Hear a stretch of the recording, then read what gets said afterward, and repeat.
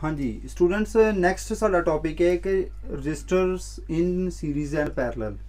ठीक है, जेकर आप रजिस्टर्स ਨੂੰ ਸੀਰੀਜ਼ ਦੇ ਵਿੱਚ ਕਨੈਕਟ ਕਰਦੇ ਹਾਂ ਤੇ ਕੀ ਹੋਏਗਾ, ਜੇਕਰ ਅਸੀਂ ਰਜਿਸਟਰ ਨੂੰ ਪੈਰਲਲ ਦੇ ਵਿੱਚ ਕਨੈਕਟ ਕਰਦੇ ਹਾਂ ਦੈਨ ਕੀ ਹੋਏਗਾ। ਠੀਕ ਹੈ, ਬੜਾ ਸਿੰਪਲ ਜਿਹਾ ਟੌਪਿਕ ਹੈ, ਧਿਆਨ ਨਾਲ ਸਮਝਿਓ, ਇਹ ਟੌਪਿਕ ਬਹੁਤ ਹੀ ਇੰਪੋਰਟੈਂਟ ਹੈ। ਠੀਕ ਹੈ, ਆਪਾਂ ਸਟਾਰਟ ਕਰੀਏ। ਸਭ ਤੋਂ ਪਹਿਲਾਂ ਆਪਾਂ ਰਜਿਸਟਰਸ ਨੂੰ ਸੀਰੀਜ਼ ਦੇ ਵਿੱਚ ਕਨੈਕਟ ਕਰਾਂਗੇ ਤੇ ਸੀਰੀਜ਼ ਦੇ ਵਿੱਚ ਜਦੋਂ ਆਪਾਂ ਰਜਿਸਟਰਸ ਨੂੰ ਕਨੈਕਟ ਕਰਾਂਗੇ ਤੇ ਕੀ ਹੋਏਗਾ कि जिहड़ा करंट है वो सारे रजिस्टर्स दे विचों सेम रहेगा। करंट की वैल्यू जिहड़ी आ वो सारे ही रजिस्टर्स, जिद्दां रजिस्टर R1 है, R2 है ते R3 है, सारियां दे विचों ये सेम वैल्यू दे विच करंट फ्लो करेगा। करंट जिहड़ा सारियां दे विचों सेम फ्लो करेगा। ठीक है, बट जिहड़ी वोल्टेज है वो डिवाइड होएगी। ठीक है, जिहड़ी वोल्टेज है वो डिवाइड हो जाएगी सीरीज सर्किट दे विच। पहली गल की है कि जेकर सीरीज दे विच रजिस्टर्स ਨੂੰ ਆਪਾਂ ਕਨੈਕਟ ਕਰਦੇ ਹਾਂ ਤੇ ਸਾਰੇ ਸਰਕਟ ਦੇ ਵਿੱਚੋਂ ਸਾਰੀਆਂ ਰਜਿਸਟਰ ਦੇ ਵਿੱਚੋਂ ਸੇਮ ਕਰੰਟ ਫਲੋ ਕਰੇਗਾ, ਬਟ ਵੈਲਿਊ ਕਿਹੜੀ ਚੇਂਜ ਹੋਏਗੀ? ਵੈਲਿਊ ਚੇਂਜ ਹੋਏਗੀ ਜਿਹੜੀ ਉਹਦੇ ਅਕ੍ਰੋਸ ਵੋਲਟੇਜ ਹੈ ਉਹਦੀ। ਠੀਕ ਹੈ, ਕਿ ਸਾਰਿਆਂ ਦੇ ਅਕ੍ਰੋਸ ਅਲੱਗ-ਅਲੱਗ ਵੋਲਟੇਜ ਹੋਏਗੀ ਤੇ ਵੋਲਟੇਜ ਕਿਤੇ ਡਿਪੈਂਡ ਕਰੇਗੀ ਕਿ ਉਸ ਰਜਿਸਟਰਸ ਦੀ ਕੀ ਵੈਲਿਊ ਹੈ, ਉਸ ਰਜਿਸਟਰ ਦੀ ਕੀ ਵੈਲਿਊ ਹੈ। ਓਕੇ, ਠੀਕ ਹੈ। ਹੁਣ ਇਹਦੇ ਵਿੱਚ ਸਿੰਪਲ ਜੀ ਲਾਈਨ ਹੈ, in series circuits voltage is divided but current remain same. जो करंट है वो सेम रहिंदा है। हुण देखो कि ये वोल्टेज की है, ये की है मेन जी अपलाइड वोल्टेज है, ये अपलाइड वोल्टेज है तो जी वोल्टेज है तिना रजिस्टेंस के अक्रॉस डिवाइड हो गई है। ठीक है, वंडी गई है। रजिस्टर R1 के अक्रॉस वोल्टेज V1 होएगी, R2 के अक्रॉस वोल्टेज V2 होएगी तो R3 के अक्रॉस वोल्टेज V3 होएगी। तो इस करके की है टोटल वोल्टेज किहदे इक्वल आ जाएगी? टोटल वोल्टेज आ गई जाएगी V1 plus V2 plus V3। ठीक है, अकॉर्डिंग टू ओम्स ला, जे आपां ओम्स ला की गल करिए V किहदे इक्वल होंदा है? I into R they equal होंदा है, I into R they equal होएगा। तो फिर वोल्टेज दे V1 की जगह ते मैं की पुट कर दांगा? V1 की जगह ते मैं पुट कर दांगा I करंट सेम है सारे रजिस्टर दे विचों, ते किहदे विचों फ्लो करदा पिया है? R1 दे विचों। ठीक है, V1 जिहड़ा करंट है कित्थों फ्लो करदा पिया है? R1 दे विचों फ्लो करदा पिया है। तो इत्थे की मैं लिखता V1 is equal to R1, V1 is equal to I into R1। Similarly V2 is equal to I into R2। Similarly V3 is equal to I into R3। Okay, तो ये जी वैल्यू है V1 V2 V3 की जगह पर इनू मैं put करता। Okay, हुण इहदे विच देखो कि जिहड़ा I है ये कॉमन है, I देखो सारे सर्किट दे विच कॉमन है, इस करके की है I नू मैं बाहर कढ लिया तो VT की जगह पर भी मैं की पुट करता जी टोटल रजिस्टेंस होएगी। ठीक है, टोटल रजिस्टेंस सानू किद्दां मिलेगी? मतलब जे टोटल वोल्टेज है पूरे सर्किट की जी रजिस्टेंस आ उन्होंने मैं RT मान लिया कि VT is equal to I into RT। Okay, कई बुक्स के तुहानू RS भी लिखा मिल सकता है। RS का मतलब होंदा है जी रजिस्टेंस सीरीज़ दे विच जिहड़ा इक्विवेलेंट रजिस्टेंस है सीरीज़ दे विच, वो सारे नू आपां लिखना। ओके, हुण I दे नाल I दी वैल्यू कैंसल हो गई है। ठीक है, I दे नाल I दी वैल्यू कैंसल हो गई है तो RT किहदे इक्वल आ जाएगी? R1 plus R2 plus R3 दे।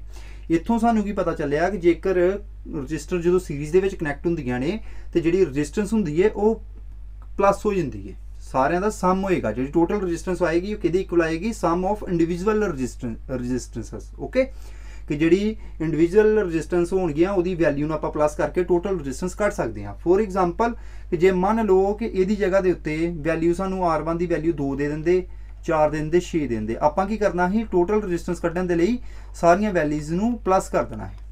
तो वैल्यू कितनी आ जानी? 12 आ जानी, 12 ओम जिहड़ी वैल्यू आ जानी। ओके, हुण पावर जिहड़ी आ वो डिवाइड हो जाएगी, पावर जिहड़ी आ सीरीज सर्किट दे विच डिवाइड हो जाएगी। ठीक है, इस करके की है 1/PT is equal to 1/P1 plus 1/P2 plus 1/P3। P1 की है जिहड़ी पावर होएगी रजिस्टेंस R1 करके।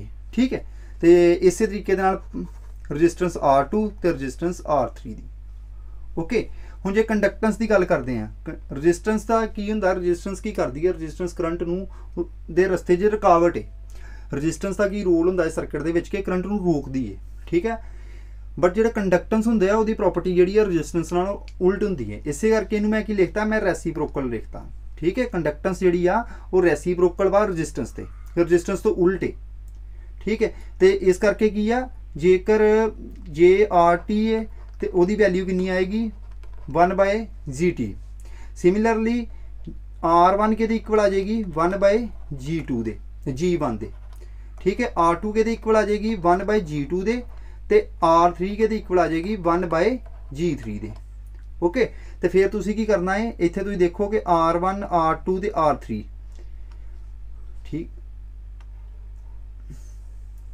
ठीक है, R1 ते R2 ते R3, ठीक है। R1 की जगह तो मैं की कीता है G1 की वैल्यू पुट कर दांगा। इसी तरीके दे नाल R2 की जगह तो की आ 1 बाय G2 ते R3 की जगह तो की आ 1 बाय G3 पुट कर देंगे। ओके स्टूडेंट्स, एक ही कंडक्टेंस जो आप सीरीज़ दे विच कनैक्ट करते हैं कंडक्टेंस नूं, उदों की किस तरीके नाल इहनूं आपां लिख सकते हैं।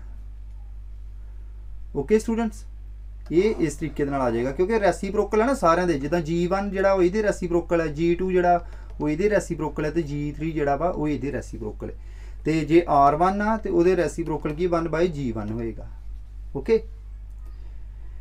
ਜਦੋਂ ਅਸੀਂ ਰਜਿਸਟਰਸ ਨੂੰ ਪੈਰਲਲ ਦੇ ਵਿੱਚ ਕਨੈਕਟ ਕਰਦੇ ਹਾਂ ਉਦੋਂ ਕੀ ਹੁੰਦਾ ਹੈ, ਉਦੋਂ ਵੋਲਟੇਜ ਸਾਰੇ ਸਰਕਿਟਸ ਦੇ ਅਕ੍ਰੋਸ ਸੇਮ ਰਹਿੰਦੀ ਹੈ, ਬਟ ਜਿੰਨੀਆਂ ਵੀ ਰਜਿਸਟੈਂਸ ਹੋਣਗੀਆਂ ਉਹਦੇ ਅਕ੍ਰੋਸ ਜਿਹੜੀ ਵੋਲਟੇਜ ਆ ਅਪਲਾਈਡ ਵੋਲਟੇਜ ਆ ਸੇਮ ਰਹੇਗੀ, ਬਟ ਜਿਹੜਾ ਕਰੰਟ ਇਸ ਸਰਕਿਟ ਦੇ ਵਿੱਚ ਫਲੋ ਕਰਦਾ ਪਿਆ ਉਹ ਅਲੱਗ-ਅਲੱਗ ਹੋਏਗਾ। ਉਹ ਡਿਪੈਂਡ ਕਰੇਗਾ ਕਿ ਰਜਿਸਟੈਂਸ ਦੀ ਵੈਲਿਊ ਕਿੰਨੀ ਹੈ। ਜਿੱਦਾਂ ਇੱਥੇ R1 R2 ਤੇ R3, ठीक है। कि हुण एक बार फिर मैं तुहानूं रिपीट कर दिंदा वां कि किसी भी सर्किट नूं आपां पैरलल दे विच उदों कवांगे जदों सारे जिन्ने भी उहदे विच रजिस्टेंस कनैक्टेड ने उन्हां दे अक्रॉस वोल्टेज सेम है, बट जिहड़ा करंट है वो डिवाइड हो रहा है। करंट किदां डिवाइड होएगा? According to the value of resistance, ठीक है। According to the value of resistance उहदे अकॉर्डिंगली वो करंट जिहड़ा वा रजिस्टेंस जिहड़ी ड्रा करेगी। ओके, तो ये की होंदा है करंट जिहड़ा वा वो डिवाइड हो जाना है, बट वोल्टेज जिहड़ी सेम रहनी है, ठीक है। In parallel circuit current is divided but voltage remain same, ठीक है। जिहड़ी वोल्टेज है वो सेम रहिंदी है। करंट डिवाइड होया इस करके टोटल करंट किहदे इक्वल आ जाएगा? जिहड़ा करंट R1 दे विचों फ्लो कीता वो किहड़ा I1 है, जिहड़ा R2 दे विचों फ्लो कीता वो करंट किहड़ा है I2 है, जिहड़ा करंट I3 दे विचों फ्लो कीता R3 दे विचों फ्लो कीता वो करंट की है I3 है। इस करके इनू मैं किहदे इक्वल लिखता IT is equal to total current is equal to I1 plus I2 plus I3। हुण जिहड़ी करंट की वैल्यू है according to Ohm's law V by R हुंदी है, ठीक है। हुण वोल्टेज सेम है इस करके वोल्टेज जिहड़ी वो सेम लिख दांगा, ठीक है। तो जेकर मान लो I1 जिहड़ा करंट किहड़ी रजिस्टेंस दे विचों फ्लो करदा पिया है वो R1 दे विचों, जिहड़ा करंट I1 ने वो करंट किहदे थ्रू फ्लो करदा पिया है? वो करंट फ्लो करदा पिया है R1 दे थ्रू, ठीक है। वो करंट कित्थों फ्लो करदा पिया है? R1 दे थ्रू करदा पिया है। जिहड़ा करंट I2 है वो किहदे थ्रू फ्लो करेगा? R2 दे थ्रू। तो जिहड़ा करंट I3 है वो किहदे थ्रू फ्लो करेगा? R3 दे। इस करके की है मैं की लिखता I1 की जगह तो I1 की वैल्यू पुट करती V बाय R1, I2 की जगह तो I2 की वैल्यू पुट करती V बाय R2, तो I3 की जगह तो I3 की वैल्यू पुट करती V बाय R3, ठीक है। तो जिहड़ा IT आ उहदी जगह तो मैं किहड़ी वैल्यू पुट करदा V बाय RT जिहड़ी टोटल रजिस्टेंस है। जिस तरीके दे नाल उत्थे RT सीरीज सर्किट दे विच RS लिख सकते हैं, इसे तरीके दे नाल पैरेलल सर्किट दे विच आपां RP लिख सकते हैं। ओके स्टूडेंट्स, तो इस करके की आ V कॉमन निकल आया तो V ना V कैंसल हो गया, तो ये की होएगा जी अपनी रजिस्टर्स ने वो रजिस्टर्स की जी वैल्यू है डिवाइड हो जाएगी in case of parallel circuit, ठीक है। पावर जी आ सीरीज सर्किट के डिवाइड होंगी है, इत्थे की आ इत्थे प्लस हो जाएगी, ठीक है। जो मान लो किसी अपलाइंस की 10 वैल्यू है 10 वाट का है, कोई अपलाइंस 50 वाट का है, तो कोई अपलाइंस 100 वाट का है, ठीक है। तो इन्होंने सारे की वैल्यू की है प्लस हो जाएगी, प्लस करके कितनी आ जाएगी 160 की वैल्यू बन जानी। जे कंडक्टेंस की गल करिए तो वो तुहानूं दस्सिया ही है कि G1 के इक्वल होंदा, G1 होंदा 1 बाय R1 दे, ठीक है। 1 बाय R1 दे आ तुसीं देख सकते जे 1 बाय R1 की जगह तो मैं की पुट करता G1 G2 ते एंड G3। ओके, कुछ प्रॉब्लम्स कर लेंगे आ जिहदे नाल तुहानूं थोड़ी क्लैरिटी हो जाएगी सीरीज पैरेलल सर्किट की। इस प्रॉब्लम दे विच की आ कि सर्किट है सीरीज दे विच कनैक्टेड है, 3 रजिस्टेंस जिहड़ियां सीरीज दे विच कनैक्टेड ने, तो उहदी इक्विवेलेंट रजिस्टेंस आपां फाइंड करनी है, मतलब टोटल रजिस्टेंस आपां फाइंड करनी है। तो इहदे विच की करांगे RT is equal to R1 plus R2 plus R3, मतलब रजिस्टेंस R1 की वैल्यू तो R2 की वैल्यू तो R3 की वैल्यू, इन्हां तिन्नां की वैल्यू नूं आपां की कर दांगे प्लस कर दांगे, ठीक है। R1 कितनी है 5 है, R2 कितनी है 7 है, R3 कितनी है 8 है। इन्हों प्लस किया कितना आ गया 20 ओम।